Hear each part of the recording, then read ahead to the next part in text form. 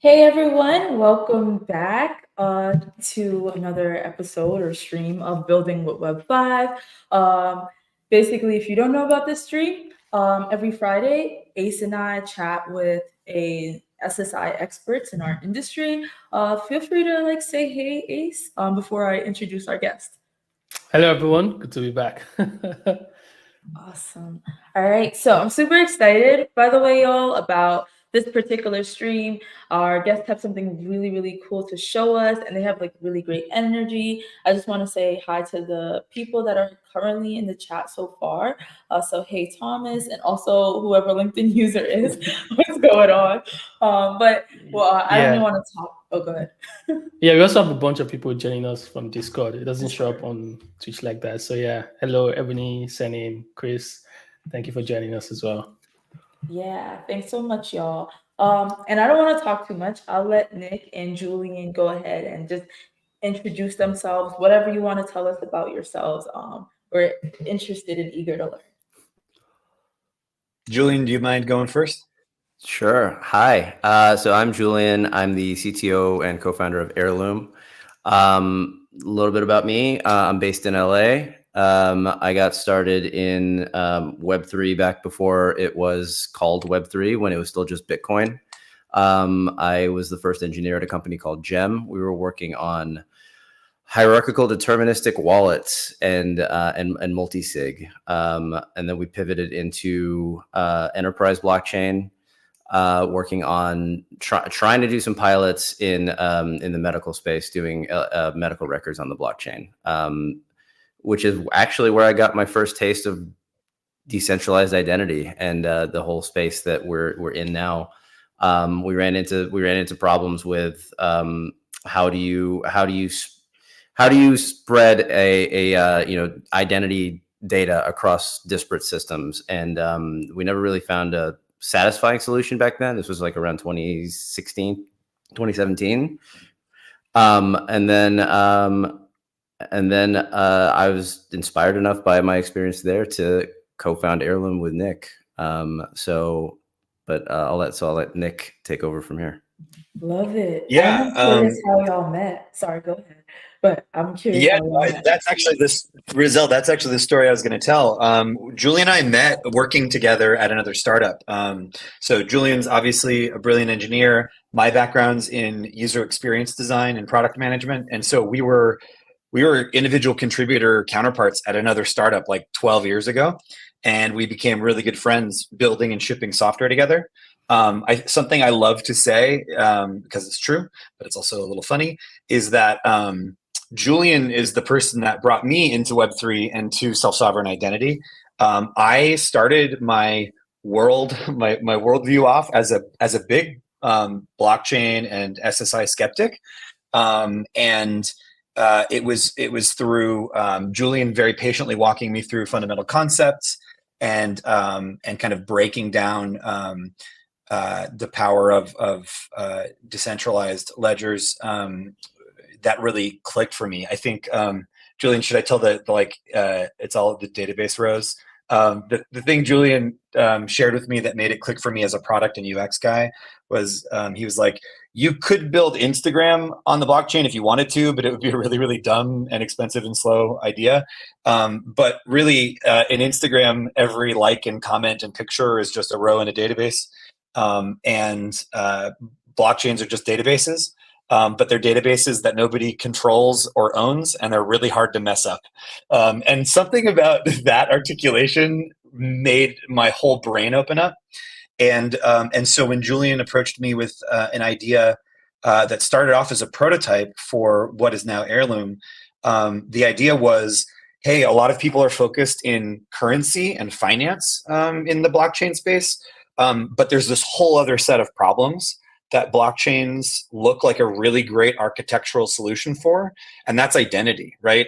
Identity, just like currency, is something that you want to be true, you want to be immutable, you want to be resilient, you want to be portable, you want to be completely owned. And so it's Julian's the reason I'm here. So thanks, Julian. I love that. And I think I resonate with that a lot. Sorry, go ahead, Julian. I was just going to say thank you, and you're welcome. That's so sweet. Awesome. So how did Heirloom start? That's a great question. It started off, like many things, as a glimmer of an idea that was always, in my mind, focused on identity. But Julian and I have been employees at early stage startups, and we've founded early stage startups before. And when you get your butt kicked enough times out in startup land, you learn really quickly that like your perfect little cute ideas as to how things should work really do not survive exposure to the real world very often. And so the game that we're all playing is how do we get our ideas as fast as possible into the market and then learn all the reasons why it's a bad idea as fast as you can, and then rinse and repeat until something's left that looks like a good idea or someone wants to use. So if I'm being very honest, and this makes me feel a little feels a little cringy now, but this started off as an idea for tokenizing literal like copies of diplomas as NFTs, right? The idea is like non-fungible tokens are this great technology, and there's this thing that like looks like it could be a bitmap. It's like it looks like a picture. It's really valuable. You pay hundreds of thousands of dollars to go to a good university. So why don't we make NFT diplomas? And there are a handful of reasons why that's a terrible idea.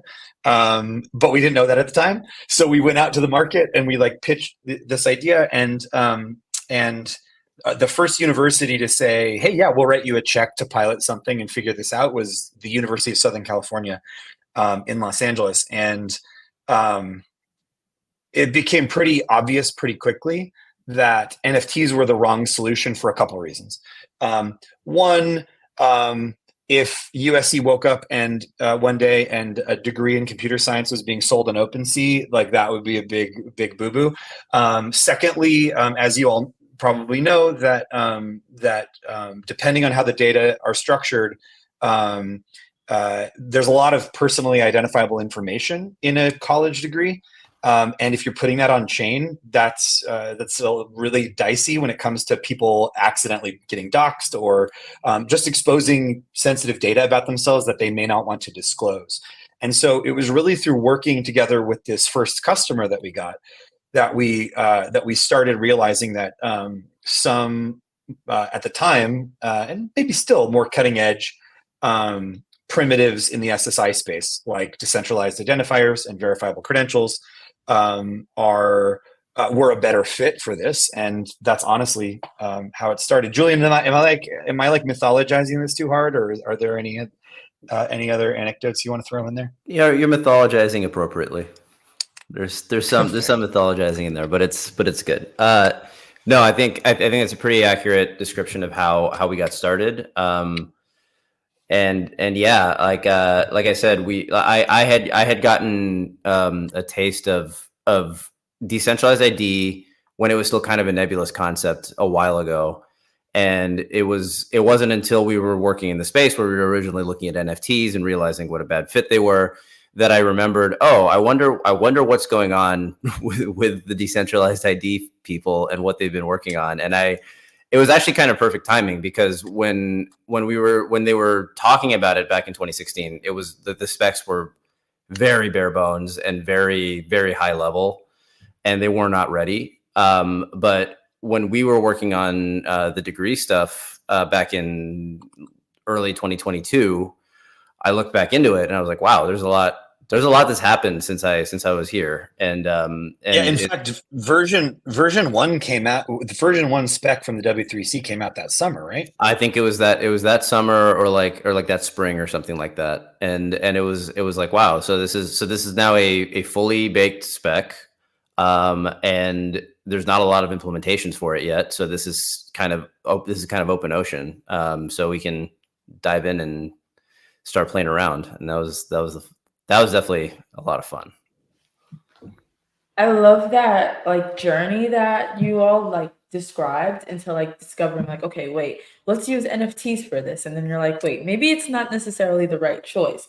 Really quickly, I know what decentralized identifiers are, but I know that sometimes like beginners will watch our show.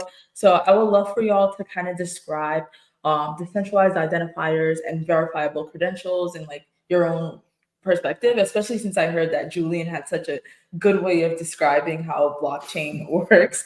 So I'm curious. Oh man, Julian is the best. Can I just glow up my co-founder for a second? Julian is a brilliant engineer. He's also like a really good storyteller and a really nice person and a really just good communicator, which makes him a unicorn. How about this, Julian? Do you mind if I take a quick stab at DID for the layperson, and then you can take VCs as for the layperson?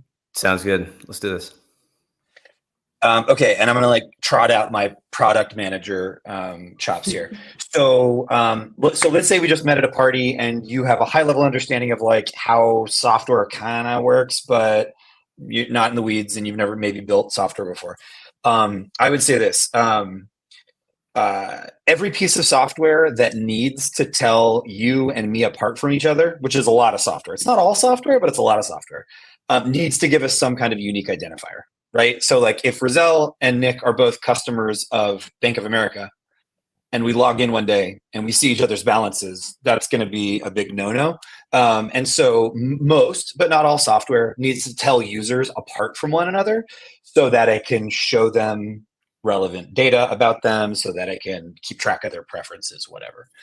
And for almost all of software history, the most common, I mean, certainly in the internet era, the most common unique identifiers that developers use are number one is email addresses, and number two is probably mobile numbers.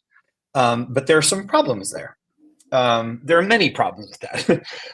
There are some simple dumb ones, like people typo their email addresses a lot, right? Like there are entire companies and products, like I'm not going to name check them because I haven't used them in a while, but like there's an API you can pay for as a developer just to make sure when I type my name at gmail.com, I'm not actually typing an N at the end of that string. I'm typing an M at the end of that string, right? So like that's a common problem. Another one is that you need some sort of secret to make sure that someone's not pretending to be me with my email address. That's usually a password, but passwords are often guessable or they're leaked online, et cetera, et cetera, et cetera. And then mobile number is very similar. People can intercept your SIM card. There are a lot of ways in which these unique identifiers are like Band-Aids on a problem, right?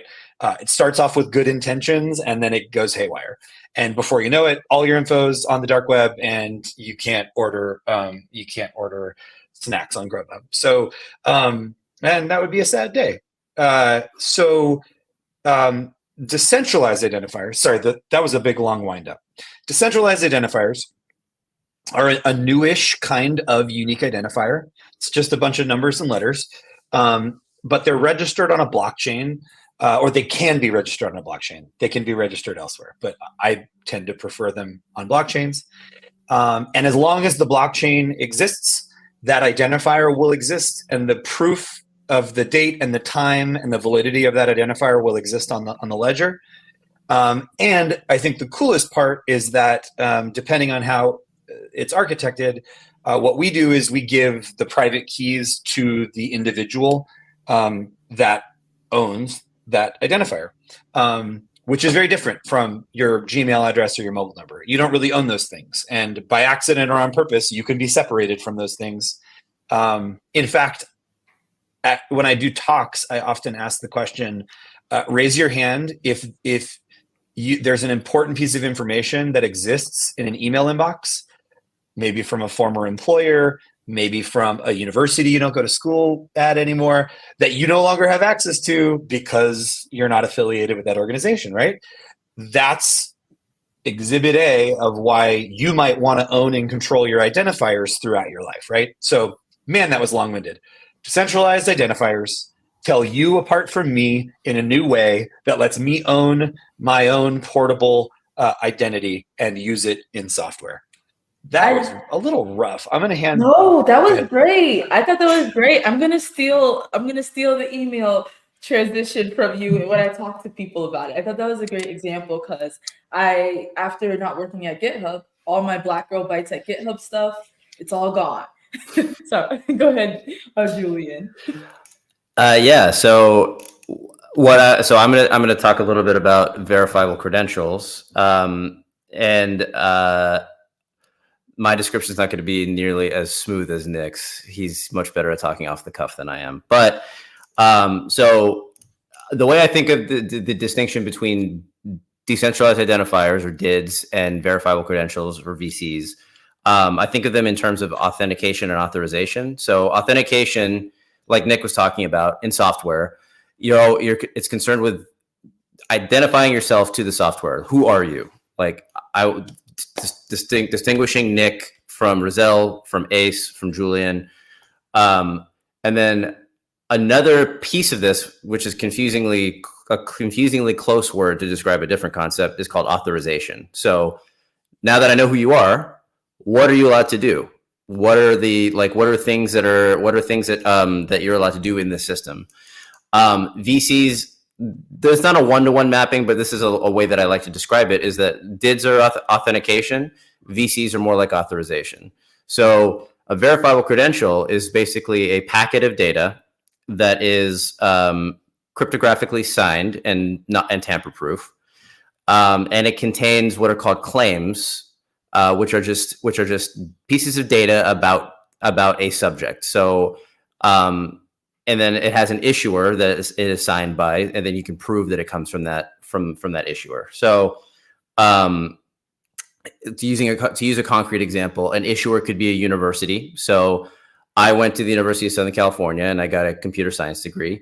So USC could issue me a credential as an issuer that says, with me as the subject, with my decentralized identifier as the subject, saying graduated class of 2010. I'm dating myself here too, so that's fun.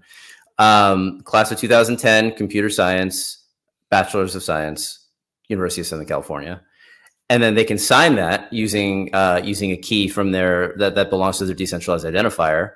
And then at any point, because there's also a DID that is the subject of it, that is my DID, and I have the private key that represents that DID, I can present that to, let's say, an employer who wants to know for sure, like, I'm not lying about my degree. It really came from the University of Southern California. I can wrap up that verifiable credential into a presentation. I can sign it with my own private key, and then present that whole packet, where that contains both a signature from the issuer, a signature from the subject, to a verifier who can independently look up all these keys, all these public keys, verify that the signatures are valid, and that it came from the issuer that I say it came from, and then and trust that it's genuine. That's a verifiable credential in a nutshell. Yeah, like I said, not quite as good off the cuff as Nick is. No, I think one time Julian and I were. Go ahead. I think sorry to interrupt you, Rizal. One time Julian and I were having beers, and I was really trying to figure out what VCs were, and he says it's like VCs are like data that is true because math, and that was and the math part was the part that I had to smile and shrug. That made me laugh. I love that. Okay, cool. I realized, man, like we're like halfway through, and I had y'all talking without actually describing what Heirloom is, and then going into showing us what it is. So I would love for y'all to explain what it is and give us a demo, and then after that, I'll let Ace ask questions, and I know there's questions in the chat, and then Ace asked really good questions, so I don't want to take up all the time. Awesome. I think I'll go first then. So one thing that we're really opinionated about at Heirloom is that we think these tools, we're really true believers when it comes to self-sovereign identity. But we think that one of the biggest problems is that these tools have to be easy, not only for individuals, like all four of us, but also for institutions to use these technologies. Otherwise, no one's going to use it. So we spend a lot of time focusing on the simplification of issuing and managing DIDs, issuing and managing verifiable credentials, extracting business intelligence about what's happening with them, et cetera, et cetera. So I'm going to go first. I'm going to give you a peek at some of the stuff we've built. I'm going to try to keep it narratively cohesive, but then for the other perspective, we'll switch to Julian. Does that make sense? That makes total sense. I'm happy to share your screen whenever you're ready. I don't want to show us like Okay, our I've minimized you. Perfect. But I don't know. But because I've minimized you, I don't know if my screen is visible. It's Is my visible. screen We visible? see it. Okay, great. So I've got my phone tethered on the left, and I've got a browser on the right with two different products. So on the right in our browser is the tool that issuers use. So you can think of it as like a B2B piece of software, business to business. It's called Heirloom Creator. And then on my phone tether, we've got this app called Heirloom ID. And in Heirloom ID, I've got stacks of credentials that are from different issuers. So for example, this was a conference that I went to last month, and here's my ticket to the conference, and you can see the credential and all the data claims that are inside of it. I also have proofs of attendance for all the days of the conference. And all of these are just packets of data, like Julian explained, that are signed by the issuer's DID. You can see that here, issuer details, to my DID, which is down here at the bottom under recipient details. The reason I'm showing this to you is because I'm going to go over to my Heirloom stack, and I've got my employee ID here, and I have it as a verifiable credential. So why am I showing you that? Because one of the tools we've built is single sign-on for where developers can, instead of emails and passwords, they can use DIDs and VCs to gate access to a service like Heirloom Creator. So I'm going to go in. This cryptographic challenge is asking if I'm an employee of Heirloom. So let's show them that I am. I'm going to just scan this QR code. It should identify my employee ID. It's going to very transparently share with me the data that this developer is asking for. In this case, I'm the developer as well, kind of weird. And I'm going to approve it. And we use Face ID to use the private keys to sign transactions. Once it's signed in my app, in my mobile app, it gets dismissed. I get an approval message. And now I'm in Heirloom Creator. So now that I'm in here, I'm just going to quickly show you the creation of a new credential set. So I'm going to go to events, and I'm going to create a new credential set. And we have a bunch of different data schemas, but I'm going to do a proof of attendance for this live stream. And I think I saved it to my clipboard. I did. So I'm going to call it Building with Web 5, and I'm going to create this set. And so we've got this credential designer that lets you kind of point and click and design your own credential. You can also upload custom background art and stuff. But I think Rizal said that her favorite color was purple. And I think Ace said that his favorite material was silver. So I'm going to go there, and I'm just going to click next. And I'm going to do a one-at-a-time issuance. So we can issue credentials in 3 ways. We can do one at a time, which just gives you some form fields in a structured manner to fill out. We can also upload a CSV with up to, I think at last check, it was like 20,000 at a time. Or we can use APIs or a QR code to auto-issue a credential based on some event happening in the world. But today I'm just going to issue Julian a proof of attendance credential one at a time. So I'm going to go here, and I'm just going to call this a live stream, and I'm going to skip this geolocation data because that's not relevant to this. And I'm going to add Julian for Held de Dios and an email address, heirloom.io. Now I can fill out all this other information.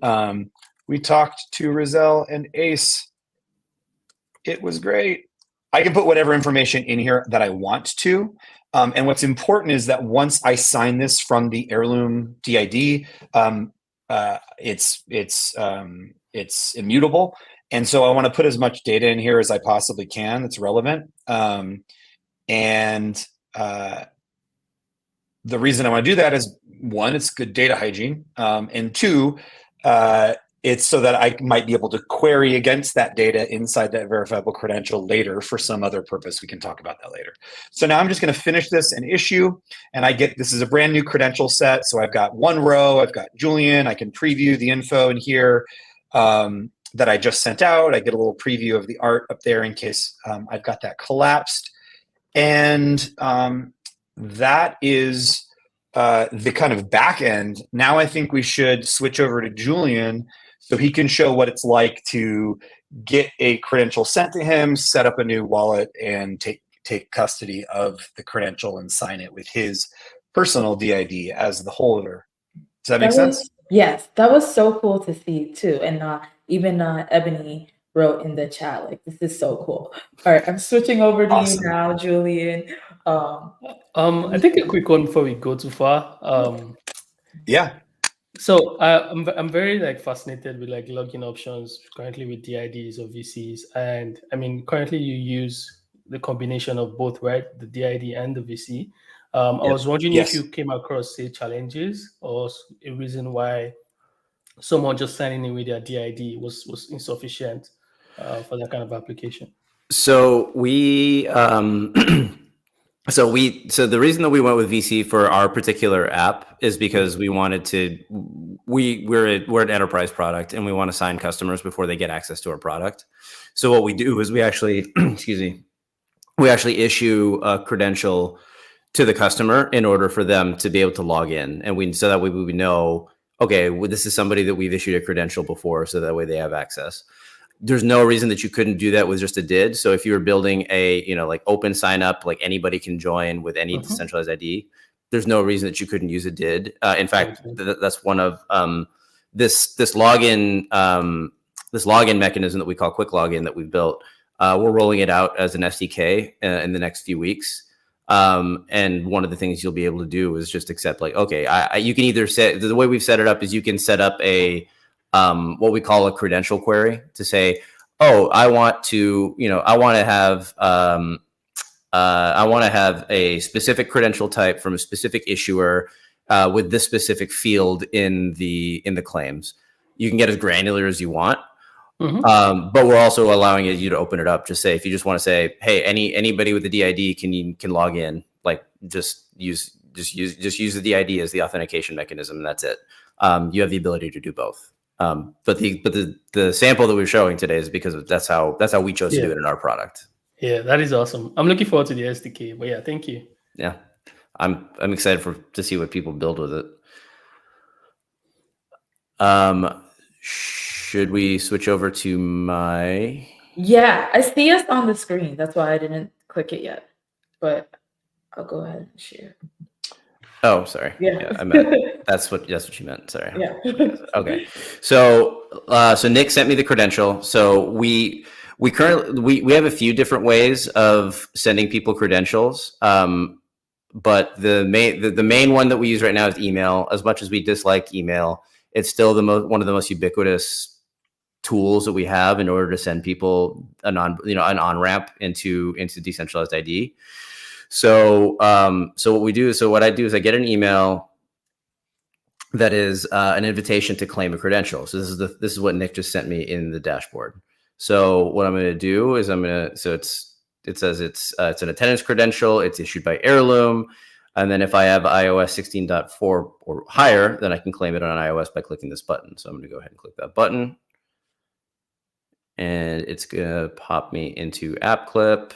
And I'm going to click View App Clip. Oop, I haven't set up my wallet yet. So let's get set up with Heirloom. So it says here, it's like Nick said, we use the secure enclave on iOS devices to secure the private keys. So here we're just going to allow the app to set up Touch ID to encrypt, to generate the key, encrypt it, and then get my decentralized ID set up. So we're walking through the setup here.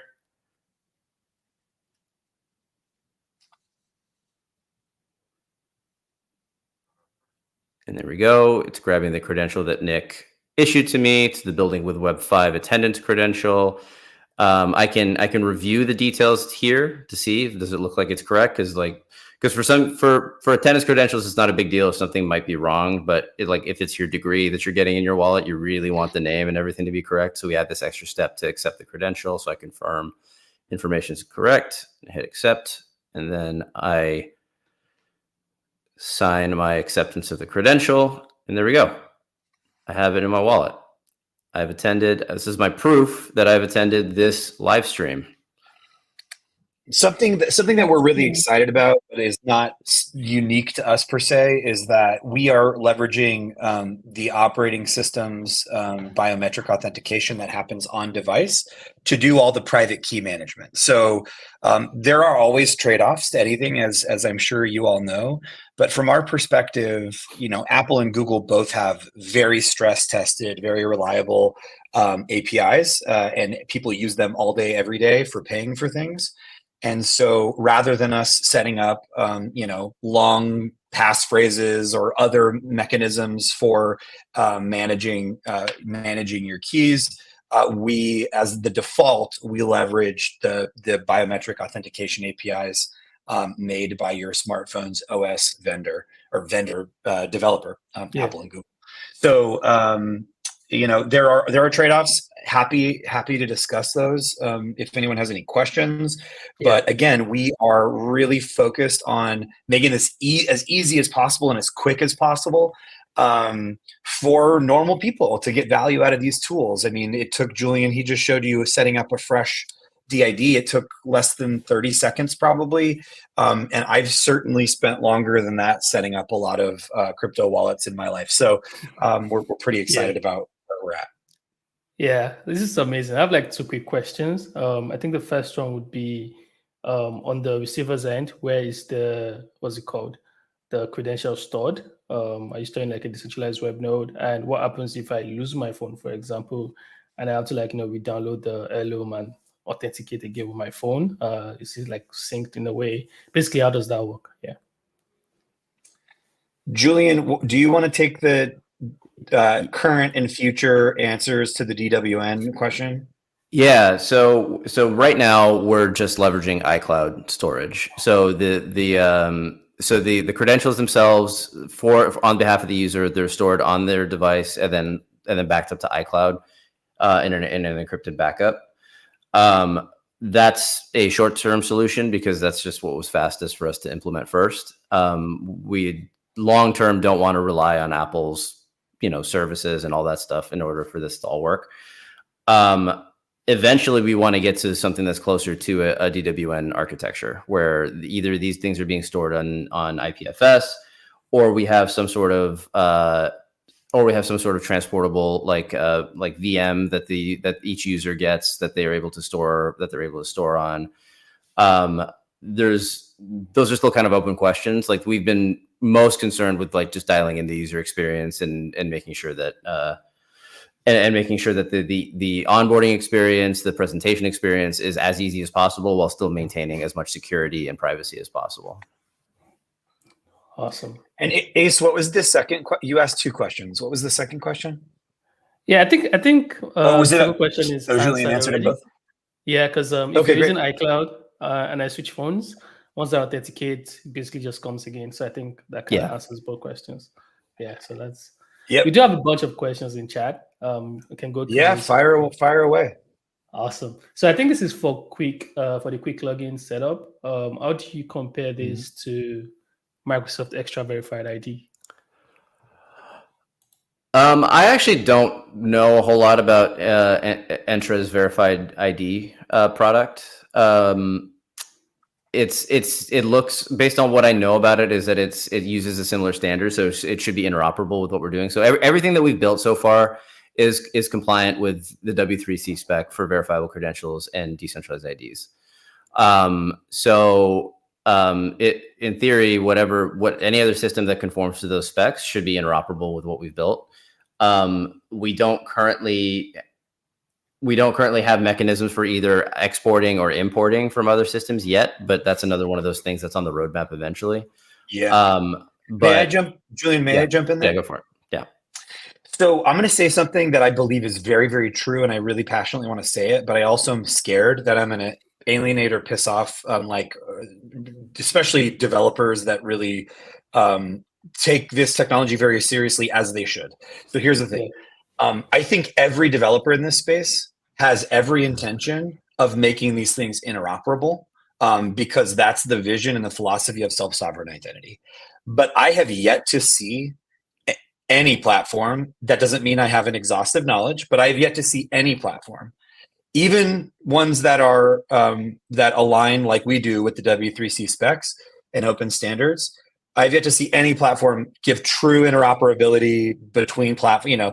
Take a verifiable credential from Microsoft or from TBD and drop it in your Civic wallet or whatever, right? I'm like, now I'm just free associating. But my point here is not to criticize any of us, including Heirloom. It is to say the following.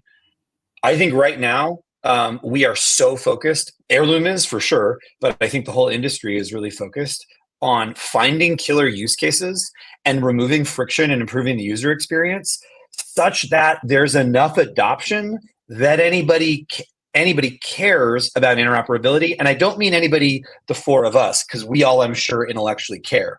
I mean, like something I say to Julian a lot is, my brother is a great guy. He's great. He's smart. He's kind. He's a hardworking guy. He's a bartender. He's awesome and he's funny. He's not a computer genius, right? And doesn't care a lot about technology. When I think about the technology we're building, I'm building software for him to use. And when I say, when my brother cares about these technologies, that's when it's time to invest, all of us, to invest in interoperability, because that means we've cracked it. And we're not there yet. We're on our way together, but we're not there yet. So I've heard of a lot of people, I've even gotten some criticism online about, why haven't you published, why haven't you published open source libraries yet? Why haven't you, made your platform interoperable with product X or Y or Z yet? And the answer is we have every intention of doing that, but every startup only has so much resources when it comes to time and money and engineering power. And we need to spend that time and money and engineering power building something that the market wants to use. And then let's make it all interoperable. So it's kind of a funky moment of adolescence that the technology is in right now. I'm here for the spicy take. Yeah, I totally agree with the way you've described it. We have conversations like that at TBD based on how the technology is still developing, the ecosystem is still developing, and there's so much to be built. But I guess it's going to take a bit of time. But that also leads me to the same question that is very similar to what you just explained from Ben on LinkedIn. And it's basically like, what use cases or customers do you get the most traction with at the moment? Because I guess eventually then that would also translate back to the users and interoperability at the end of the day. Yeah. Okay. I'll jump on this one because this is like the intersection of product and business development. It's like what I spend all my time on. So this is my opinion, but the opinion is formed from like talking to everyone I possibly can for years and years and years. And yeah. And so I think we don't know yet. I don't think anyone knows yet for sure. But I think the shape of the shape of the answer here is going to be any workflow. I'll address this to Ben. Ben, any workflow that involves networks, which is a lot of workflows, right? Network effects, where there's more than one person interfacing with a piece of data that can be represented as a verifiable credential. And this is the key here in my framework, and where end users currently find themselves repeating themselves a lot. That's, I think, really the key. Any use case where an end user is repeating themselves a lot, what might that look like? I'll just give you a couple examples. I might repeat myself a lot when I go to a conference and I want to exchange my contact information with Rizal and Ace and Julian because we became friends and we want to hack on something together. I'm going to verbally or digitally tell you my phone number or my email address over and over, and my Twitter handle over and over and over again. When I apply for jobs, I'm going to I'm going to type my degree and my year and my GPA into a stupid form over and over again 500 times while I'm applying for jobs. Those are just two obvious use cases where the custody of a verifiable credential and verifiable data within the credential that I can then take and I can theoretically plug in into a bunch of workflows with a bunch of different counterparties, a bunch of different vendors over and over and over again, right? Think about the degree use case. I might want to take that degree and I want to plug it into LinkedIn. And then I might want to turn around and plug it into Indeed. And then I might want to plug it into Gusto when I get hired for a new job to onboard into my new role. So bank account information, credit card information, these are instances where people are repeating themselves a lot. And anytime you repeat yourself, at best, you're wasting someone's time. And at worst, you're opening the door to user error or fraud. And these are the problems. These are the shapes of the problems that I see that these technologies can really revolutionize. But it's still the top of the first inning, and we've got a long way to go as an industry. Yeah, I think one thing just to add to that is also, aside from like plugging in data or like just verifying claims, Angie has a recent use case where you have to just confirm like, hey, did you go to the school? Hey, did you are you old enough to buy alcohol? Like, you didn't necessarily need to share your age or your graduating honors, but like just validating that yes, this claim is true. I think that is also one of the interesting use cases for it. Yeah, and I just wanted to quickly, before you move to the next question, just say hi to Ben, because he's our coworker. He's the tech partnerships lead. So, hey, Ben, thanks for tuning in. Thanks for the great question, Ben. Thank you. I think we have another one. I guess it's kind of the same question. What's the current target for you? Yeah, basically the same question, I guess. Awesome. I don't know if I'm clear on what it means, what the current target use case or target industry of those options. I don't know if I understand. Maybe our customers too. Like what? Yeah, this is the B2B end. Yeah, like colleges that you already work with, like ESC. Like, yeah, I mean, right now, most of our customers are either education institutions or event organizers. What gets really interesting and weird, and this is the subject of a lot of conversations over beers with Julian, is how if you squint, those things kind of don't look that different from one another, right? You've got two networks of a lot of people that have a shared interest and are coming together in the case of an event for a very short period of time, and in the case of an education, maybe for a slightly longer period of time, to have an experience. And then they may want to prove to counterparties in the future that they had that experience. Now, that experience could be Julian's birthday party, it could be Coachella, it could be a master's in political science. But those are all experiences that are the emergent properties of a network coming together temporarily or permanently. And I think that's probably enough trippy philosophizing for one call. I'm going to stop myself. We do have a question from Discord. I can't put it on screen at the moment, but basically the question is, I would like to know from Nick and Julian if whether or not their SSI solution is based on Hyperledger tech. Besides, how do you envision the use of zero knowledge proof or selective disclosure on your platform? I think I'll take this one, Nick. So no, we're not using Hyperledger. So we're on Polygon at the moment. So we support the did ether method on using the registry that's on Polygon. We've built a lot of this stuff, not specifically like a sort of lower level, not using like Hyperledger's tools, just more generically sort of conforming to the W3C spec. And then wait, what was the second half of the question? It was how do you envision the use of zero knowledge proof or selective disclosure on your platform? So zero knowledge proof and selective disclosure is something that we're excited about, but we have not implemented yet. But we can imagine so many interesting use cases that would enable. Like there's the classic, like you walk into a bar and you hand your ID to the bouncer. The bouncer doesn't need to know your address, doesn't need to know your birth date even. They just need to know, are you over 21? So building that kind of stuff is something that we're very excited about. And we have plans for, and I have definitely spent a lot of time thinking about it, but like any startup, we have to stay focused on the most important thing directly in front of us. And that so far has been just getting the user experience dialed in. But selective disclosure and zero knowledge stuff is something that we're excited about and we're going to be working on hopefully in the next 6 to 12 months. Awesome.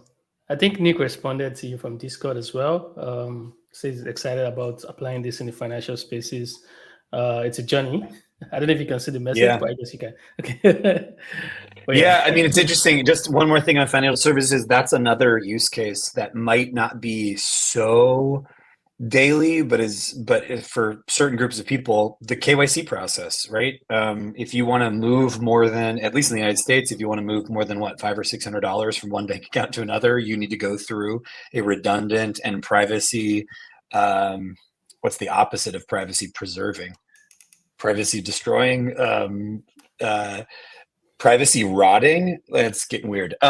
Privacy destroying user experience with one of many companies that have APIs or products that Coinbase or JP Morgan or whatever is routing you through, right? That's an example of, I'm repeating myself. It's a terrible user experience. It takes a long time and it's not very private, right? I'm kind of scattering my valuable private information all over servers, all over the place. So the idea in financial services, one of the many, is that if financial institutions could do KYC once, know your customer once, with an individual, and then issue them a verifiable credential that they could then take and reuse, then the question becomes: does the second or third or fourth or fifth counterparty trust the initial issuer? And that's up for them to decide, right? Maybe the initial issuer is Morgan Stanley, and maybe you think that that's valid. Maybe the initial issuer is my cousin Michael, who lives in Chicago and isn't in the financial services industry. So I don't know why he issued that KYC credential. It gets very, very weird very quickly, but there's so many use. I mean, the problem with these tools, I mean, Ace, Rizal, do you both feel this way? Like, once you start getting deep on these technologies, it's like hard to not see solutions in like every single industry. It's almost overwhelming. It's like, where do you even start? I agree, 100%. Yeah, I relate. Yeah, there's a lot. We have more questions. Yeah, fire This away. is a lot. I guess you can see it.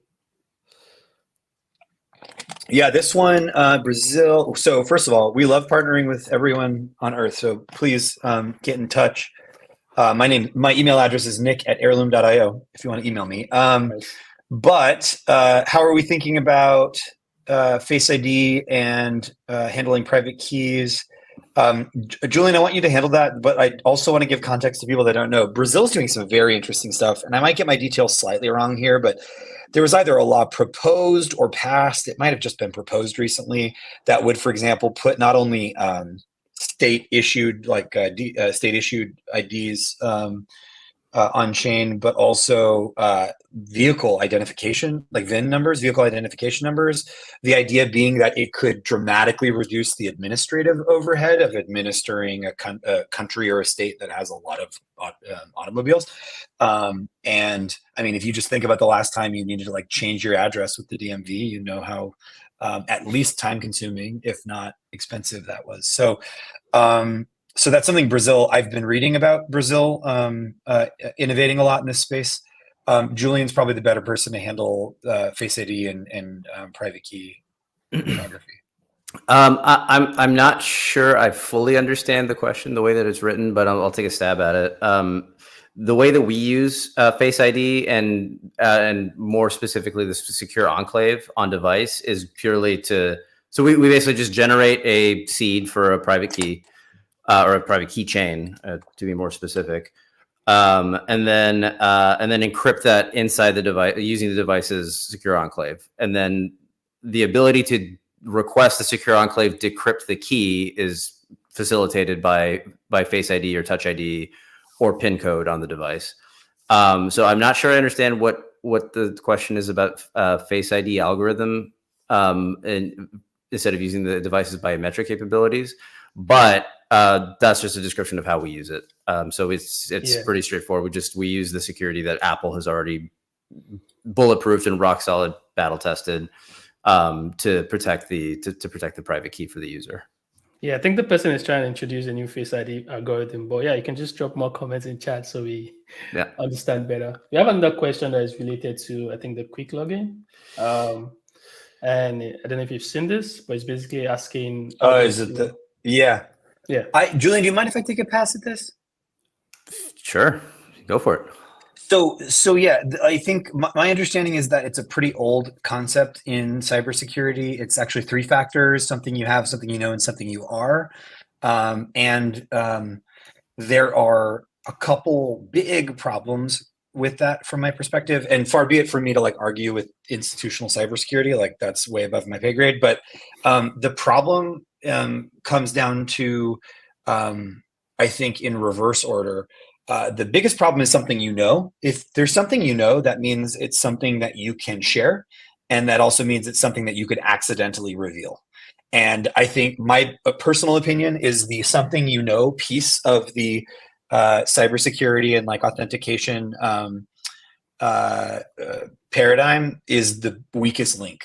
And because if my password is 12345, or if it's boogers, like that's not going to take very long for you all to crack every account that I have, and that's not cool. Also, this is less of a consumer perspective, but more of a business perspective. Think about use cases where you might consent to sharing that something you know. For example, if you share a Netflix password with a relative that doesn't live with you, right? That might be something you do. It might be something that I've done in the past. Don't tell Netflix. Netflix might not like that at all, right? Like that might actually harm their business, and they might want to kind of defend against that in some way or another. So the something you know piece is the weakest link, in my opinion.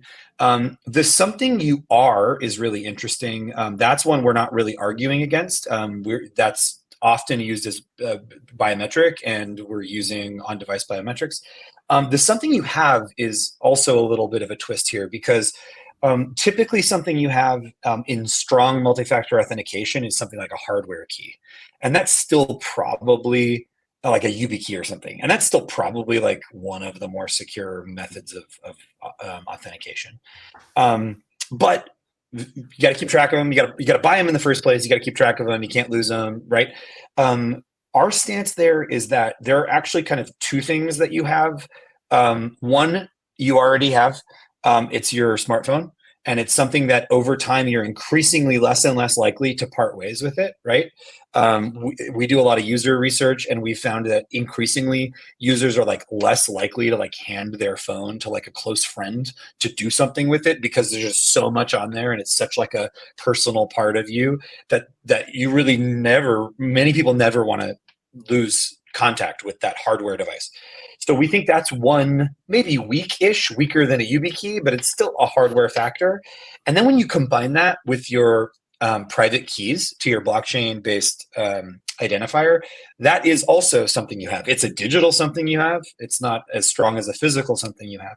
So again, I'm not under deposition here with Congress or the Department of Defense, but our perspective at a very high level is we are giving you multi-factor authentication just in a different way that happens to be way easier for you to comply with, because something you are is your face or your finger, which we're using APIs with your smartphone to tap into. We're getting rid of something you know, because that was in you blame it on me. That was in Nick's opinion a stupid idea from the beginning. And then we're giving you two somethings that you have, and those two somethings, your smartphone and your private key, are maybe individually weaker than a YubiKey, but when combined, they give a pretty robust layer of defense. Something, that we say sometimes is like, if you're in a situation where a malicious actor has your face and your smartphone in their possession, you've got very big problems on your hands, and keeping track of your degree is probably the farthest from your problems. And so with all due respect, let's maybe stack rank our priorities. And if you work at the Department of Defense, maybe that's not an acceptable answer. So maybe you shouldn't use quick login at the Department of Defense. Although if anyone wants to talk to me, I'm willing to listen. Gotcha. Thank you. That was a very detailed answer. We are running up on time. I just want to have like a quick question. I don't know if Rizal has any more questions and also other things. I think my question would be, you described a little bit about like the long-term goal, like your brother being able to use tools like this as easily as possible. But I still want to ask, like, for the work you do at Heirloom, what is like a short-term vision or goal, and at the same time, what's the long-term vision or goal in the long run for it? I think it's easier to answer the other direction, obviously, right? The long-term goal is that every human, and potentially every, let's call them every synthetic agent, in the world has an immutable and independently verifiable identifier that can be used to label their transactions, label the content they generate, label transactions they authorize in a appropriate and transparent way. I think that's so important, and it's particularly important, in my opinion, for reasons like of disinformation with generative AI. Right, we're going to live in a world. We maybe already do live in a world where most of the content is that's generated synthetically is indecipherable from something that you wrote. But that's just the world we live in. I don't think we're putting that genie back in the bottle, but I think a path to a better world is one where content is transparently labeled, the same way you might have the lock icon in your browser when you have a valid SSL key for your web domain, right? So if I read a tweet and it's by a very, very funny variant of GPT, I might still want to read that, but I want it to be labeled, and I certainly don't want it manipulating my voting decisions. So the long-term vision is building a world of improved security and decreased friction, or put it a different way, a better user experience, which for all of time, in my opinion, those two things have been at odds with one another. And I think these tools and technologies give us a path to a world where we can frictionlessly and seamlessly transact. This is where I differ from the crypto world a lot. Not in a trustless way, in a trustful way, because there's transparency and there's auditability and there's disclosure. So that's the long-term vision. The short-term vision is that we can actually solve problems that bring value to customers that can pay to have those problems solved, so that we can build sustainable businesses and continue to invest, all of us, that we can build sustainable businesses and invest in these very, very cool technologies. And so I think, one of my personal, let's call it short term, let's call it 2-year goals, I don't see any reason why every university in the world isn't issuing degrees and, let's say, education credentials on the blockchain in the next 2 years. I mean, honestly, there's nothing in the laws of physics stopping them all from doing that tomorrow. But obviously, that's not how human systems work. So I think, like, having a few of these valuable, emotionally valuable, financially valuable assets that many of us have, our citizenship, our education, our job history, our friendships, our skills we have, having these things proven our custody for the first time since the internet was invented, I think is a pretty bold short to medium term vision too. That's my stab at it. Julian, anything you can? I don't think I can. There? I don't think I can top that or add anything to that. Yeah, that was awesome. Also, sorry, so please go ahead. No worries. I know we're coming up on time. I think that's a good question to ask, and I do have like the fun questions at the end, and then we'll quickly wrap up. But I guess someone's just asking, what's been the reception of universities when you talk to them about verifiable credentials? We have never talked to a university that just says, no, this is bad and stupid and we don't want to touch it. That has not yet happened. I'm sure there's someone out there that'll tell us that, but it has not yet happened. And we've talked to, I want to say I don't want to sound elitist here, but like, just in terms of framing this, right? Like most of the top 25 universities in North America, and none of them have said, nope, we'll never do this, go pound sand. However, here's the qualifier. Here's the big hairy but they're going to go slow.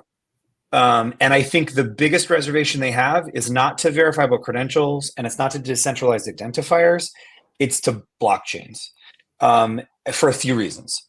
One, I don't think it's a scandal for us to say that in our industry, we have some PR messes to clean up when it comes to sustainability, when it comes to rug pulls, when it comes to bad actors. That's just going to take some time for us to establish a base of trust again with general consumers. But the second one is that universities are really weird in that they take a much longer term view than most other institutions. We had a call with a very old university in the UK, and the very memorable administrator on the phone said to me, I can go to our archives and pull a degree that is written on sheepskin from the 13th century. Can you assure me that a blockchain will last for the next 700 years? And my honest answer to her was, no one can assure you of that. I think blockchains are maybe the first technology since sheepskin that plausibly could last that long, depending on a lot of things. But only time will tell. So there's this really interesting mixture of in higher ed of these like countervailing pressures of a genuine desire to offer better student and alumni experiences. I mean, that's something I hear in every conversation with higher ed, a genuine desire to improve the daily lives of students and alumni. And the countervailing pressure is also this aversion to doing anything too quickly, doing anything too hastily, doing anything that might not have staying power, or doing anything that might tarnish their brands. And that's somewhat rational if you think about it. So I think it's just a matter of time. And we love universities, we love students. In fact, one plug I want to give, if anyone's listening here, that's a student. We have a program that we launched a few months ago. It's called Heirloom Labs. And Heirloom Labs, we just give free access and early access, so like beta access to all of our technology to student groups. So if you're a student that's in a hackathon or a blockchain student group or an entrepreneurship student group or a cybersecurity student group, and you're interested in just, honestly, what I tell students when they onboard is, please break this. Because if anyone's going to break it, it's going to be you, and it's going to be fast, and that's how we're going to learn. So please, like, have at it. Here are the keys. Take it for a spin. And we have already, in a few short months, learned so much from the students in Heirloom Labs. So if anyone listening to this or watching this is a student in a student group, please reach out to us. Like I gave my email address earlier. You can also email hello@heirloom.io, and we'll connect you to some members of our team that are focused on Heirloom Labs, because it's so important, and we love students. That is awesome. It. That was great. I know we're over time, but I like to end the stream on these kinds of questions just so it can end on like a sweet note. I hope it's not like going into your time too much. But first, it's only 3 questions and they shouldn't be too hard. First question is, what's your favorite food? To either of you. Or both of you. I have a very weird specific answer for this. So my family used to own a fast food restaurant that I grew up working in. It was a teriyaki place. It closed down a while ago, and I miss eating it a lot. So that's my answer. That's my favorite food. That's cool. I wish my family owned a fast food restaurant. What about you, Nick? I love. Don't judge me. The humble turkey sandwich is like a canvas upon which you can paint any flavor painting that you'd like to paint. I love turkey sandwiches. I eat a lot of turkey sandwiches, but I mix them up a lot. Okay, so you're doing remixes. You're like, sometimes it's salad. plain. I mean, lettuce. Sometimes it's plain. Sometimes you get like a little like Sichuan chili sauce. Sometimes you do like a little, you grill it. Sometimes you do like a little Thanksgiving vibe. Maybe you mash some yams or potatoes on it and you eat it that way. Like, you just get kind of weird. That sounds really good. I like that. Okay. Next question. If you could have any superpower, what would it be? Oh, I got this one. the ability to grow plants at an accelerated rate. Basically, basically poison ivy powers. Wait, you were really quick to answer that. Nick is obsessed with his garden, and yeah, it's literally every day I'm getting pictures of like here are the new tomatoes I grew. Oh, the watermelons are coming in. Like, so he's obsessed with plants. I love it. Mine would be probably time manipulation. Just I guess Nick's answer is kind of the same, except he would only apply it to plants. Wait, How limited I am when you say it that way. we talked about that, Ace, on like the first stream. Yeah. Or like So you basically want to be Loki. Yeah. Kind of, yeah. It's kind of the ultimate superpower because like you can just like pause, rewind, replay things, move, jump into the future. See, like it's just like you get infinite time. Time is the most precious resource, and you have unlimited of it. Awesome. Okay. And last but not least, this is a very important question. What's your favorite Beyonce song? Oh, Crazy in Love, because it came out when I was in high. It just gives me nostalgia vibes because it came out when I was in high school. Every marching band was playing. Was like because it has like, every marching band was playing that song like at every football game I would go to, and it was just I don't know. I just have like really good nostalgia vibes from that song. Yeah, it does have good nostalgic vibes for me too. Yeah. What about you, Nick? All right, I'm going to be lame. I'm going to preface this by saying Beyonce is one of the most talented human beings that's ever lived on this planet. Are you gonna say you don't but like Beyonce's music? No. My super basic answer is "Single Ladies," and not even really the song, but because it came out right around when my son was born, and when he was a toddler, I used to do the dance for him, and it would crack him up when he was like 2. And by the way, it's not good, and I will not do it again. But my point is, for special sentimental reasons, probably the most obvious answer that you could pick. Okay, I'll take that for the reason of your son. I like that. It used to crack him up. I love it. All right. Is there anything? I know that you said reach out to you at hello@heirloom.io. Is there any other place that people should check y'all out? That's it. Or heirloom.io itself. Yeah, heirloom.io I think is our website is best. Yeah. I mean, I don't want to like snipe here, but like it's a weird time in social media. You don't really know where to go. You don't know where to like invest. We're doing some experiments with our Discord community, but we need some help from you all because we don't know what we're doing, and so the community is still very nascent, and we're finding our footing. But yeah, I think our website's probably the best place to start. Awesome. All right, y'all go ahead to heirloom.io or reach out to them at hello.heirloom.io. You should talk to Ebony. She's our community manager in Discord, and she's really great. And yeah, thank you so much, everyone, for tuning in. It was some really great questions. Yeah. And thanks to Nick and Julian, too, for your time, especially because we went over. I know y'all are founders. You're probably busy. Ace, if you wanted to say something, go ahead. Oh yeah, this was very amazing and educative. Nice to see like some of this in like real life applications running, and also seeing all the thought process that I put into it.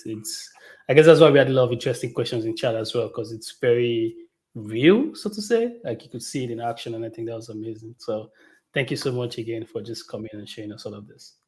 Yes, and with awesome. that, thank you both so much. That's all. You've been absolutely wonderful and generous hosts. So yeah, thank you for having us. This was a lot of fun. Appreciate it. Same here. Thank you. I had fun too. Thanks, y'all. All right, we'll end here. Bye. Bye. Bye, everyone.